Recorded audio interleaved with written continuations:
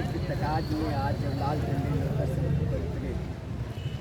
तो हमने देखा कि कैसे कई महिलाओं की आंखों में आंसू बह रहे हैं और गगनचुंबी नारों में एक आक्रोश और गुस्सा के साथ दिल में धड़कता हुआ जो आवाज़ अपने लाल के लिए वो देख रहे थे कि हमारा लाल और हमने देखा कि कैसे न्याय की तलाश के लिए सड़कों पर लोग उतरना पड़ा। उस समय जब आज़ादी के 75 साल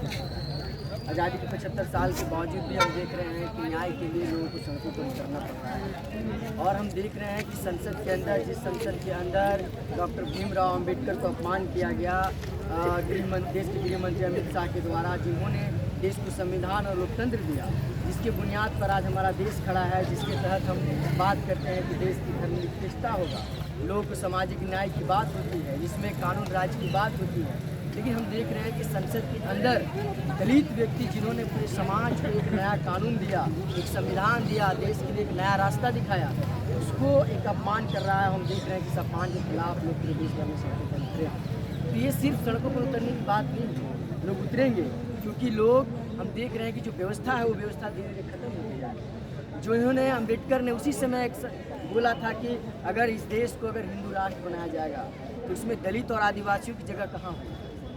दलित आदिवासियों को कोई मान सम्मान और इज्जत प्रतिष्ठा नहीं मिलेगा। और आज हम देख रहे हैं कि एक तरफ मनुस्मृति लाने की कोशिश की जा रही है, संसद में खुले आम तरीके से डॉक्टर भीमराव अम्बेडकर को अपमान किया जा रहा है। तो एक साफ है कि जिस प्रकार से संसद के अंदर एक उम्मीद है जहाँ पे प्रदेश की कानून व्यवस्था से तमाम चीज़ें बहस होती हैं, उसमें एक जो देश के न्याय प्रबुद्ध हैं, जो जिन्होंने अपनी एक कल्पना समाज का किया है, जिसमें धर्मनिरपेक्षता लोकतांत्रिक गणराज्य बनाने की बात है, सामाजिक न्याय की बात है, वैसे लोग को अपमान किया जा रहा है। तो उसका एक असर हम देख रहे हैं कि पूरे देश भर में दलितों पर हमला बढ़ा है। हमने देखा कि कैसे ऊना में दलितों को चमड़ा छोड़ा के मारा गया। हमने देखा कि कैसे मणिपुर में महिलाओं को नग्न घुमाया गया। हमने यही देख रहा है कि झारखंड में लगातार महिलाओं के साथ रेप हो रहा है, हत्या हो रहा है, गिरफ्तार हो रहा है। इस पर आखिर जो चुप है समाज से लेकर सरकार से लेकर पूरे नीतिगत मामला, तो समाज भी अब जाग रहा है। समाज के लोग आक्रोश हैं। और ऐसे वक्त में जब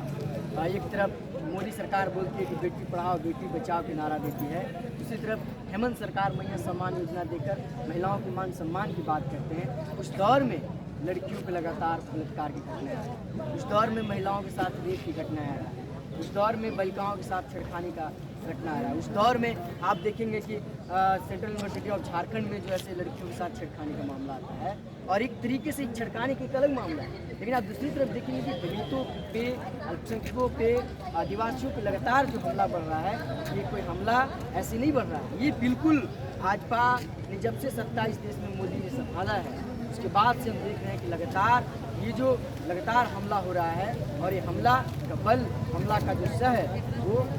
यहाँ का जो प्रतीकात्मक समाज के जरिए जो मनुस्मृति जो लाने की कोशिश है, उसका हम देख रहे हैं। अम्बेडकर ने संविधान बनाकर क्या किया, जो दलित आदिवासी अल्पसंख्यकों को, भारतीय नागरिकों को सुरक्षा का कवच के रूप में संविधान खड़ा है, उस संविधान को बदलने की कोशिश है, उस संविधान को ख़त्म करने की कोशिश है। इसके खिलाफ आज सड़कों पर लोग उतरे हैं और बात कर रहे हैं कि एक तो दलितों पे जो लगातार हमला हो रहा है उसको न्याय मिलनी चाहिए। अलग अलग तरीके से जो पुलिस प्रशासन न्याय देने के बजाय पुलिस ही जनता पर शोषण करने लगी है, तो जनता तो स्वाभाविक है सड़कों पर उतरेगी। तो इसलिए लोग उतरे हैं और हम लोग भी मांग कर रहे हैं कि जितने भी एक समाज जो भीमराव अम्बेडकर का सपना था, जो डॉक्टर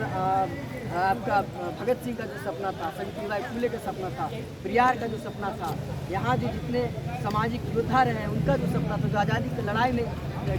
फांसी पे झूला पे झूल गए, कोई हाथ कटा दिए, कोई आजीवन जेल में रहे, उनकी जो सपना था उस सपने का आज राज और देश बनाने की कल्पना के साथ आज हम लोग हैं और इसी मांग को लेकर आज हम लोग यहाँ